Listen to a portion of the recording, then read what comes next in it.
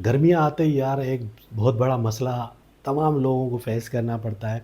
और मसला ये होता है कि आपका जो फ्रिज होता है वो कूलिंग करना छोड़ देता है। ये देखो, ये आपने फ्रिज खोला और आपकी जो बॉटल्स हैं वो ठंडी नहीं हो पा रही होती, पानी ठंडा नहीं हो पा रहा होता। इसके अलावा आपका जो फ्रीज़र है उसमें बर्फ़ नहीं जम रही होती।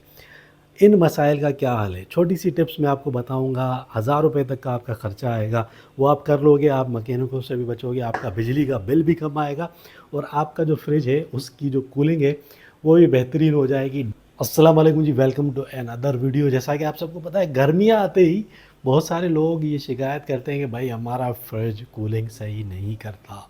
कूलिंग कम हो जाती है फ्रिज की, घंटों तक जो फ्रिज का कंप्रेसर है वो ऑन रहता है और जिसकी वजह से आपका जो बिजली का बिल है वो भी बढ़ता रहता है।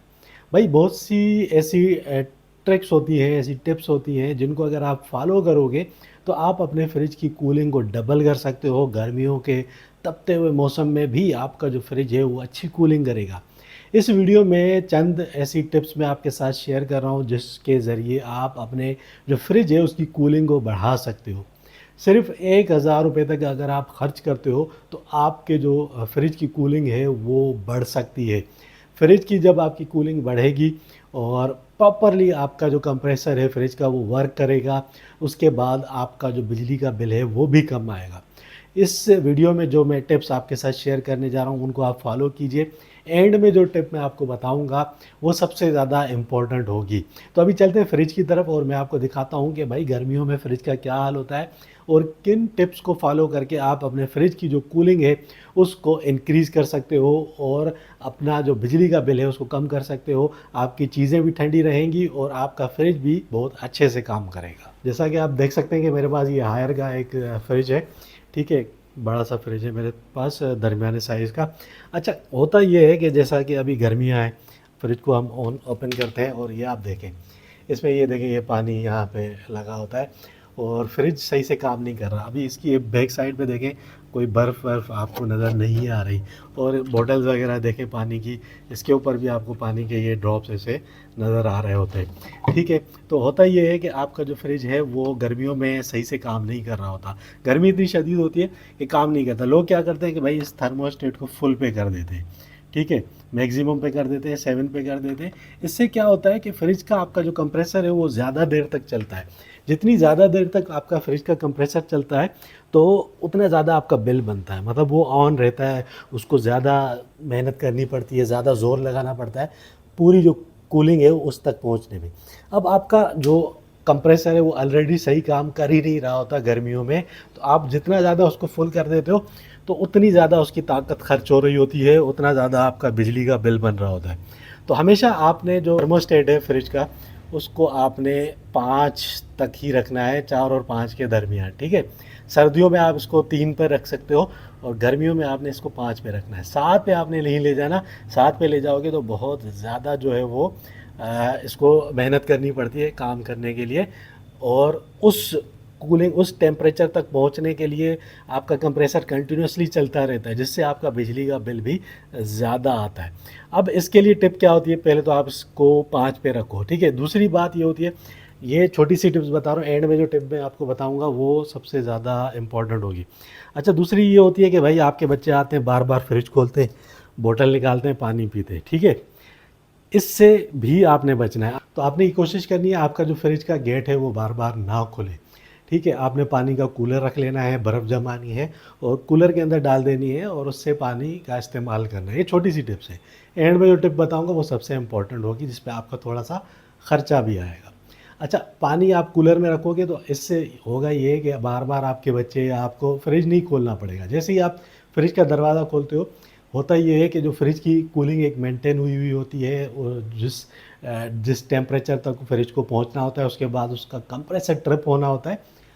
आप दरवाज़ा खोलते हो, कूलिंग कम हो जाती है, फिर दरवाज़ा बंद करते हो, फ्रिज का कंप्रेसर दोबारा से स्टार्ट हो जाता है। मतलब आपका जो बिजली का बिल है वो बढ़ना शुरू हो जाता है, ज़्यादा बिजली कंज्यूम करता है आपका फ्रिज। तो कूलर रख देंगे तो उससे होगा ये कि आप एक बार बर्फ़ जमाते हो, सुबह को पानी में बर्फ़ डाल देते हो, तो सारा दिन उससे आप पानी पी सकते हो। 4-5 घंटे, 6 घंटे तक पानी ठंडा रहता है जो कूलर होते हैं प्लास्टिक के उसके अंदर, ठीक है? इससे भी आपका जो फ्रिज है उसका टेम्परेचर मेंटेन रहेगा। लेकिन सबसे इम्पोर्टेंट चीज़ क्या होती है, गर्मी है, इतनी गर्मी है, उसमें आपने क्या करना है, एक छोटी-सी चीज़ आपने परचेज़ करनी है। उस चीज़ को जब आप परचेज़ करोगे, तो उसको जब आप लगाओगे तो आपका जो फ्रिज है, उसकी कूलिंग डबल हो जाएगी। 5 पे भी वो बर्फ़ जमाना शुरू कर देगा। इवन के जो नीचे वाला फ्रिज वाला खाना होता है, उसके अंदर भी आप देखोगे कि पीछे की जो प्लेट्स होती है, उसके ऊपर बर्फ़ जमना शुरू हो जाएगी। अभी जैसा कि आप देख सकते हो कि गर्मी काफ़ी हो रही है, बहुत ज़्यादा गर्मी है, अभी पूरे पाकिस्तान में शदीद गर्मी हो रही है। तो इस सूरत हाल में आपने क्या करना है, आपने ये चीज़ खरीदनी है। जैसा कि आप देख सकते हो, ये मेरे पास एक हीट सिंक का फ़ैन है। अच्छा, ये जो फ़ैन है ना, ये यूज़ में भी मिल जाते हैं और नए भी मिल जाते हैं, ठीक है?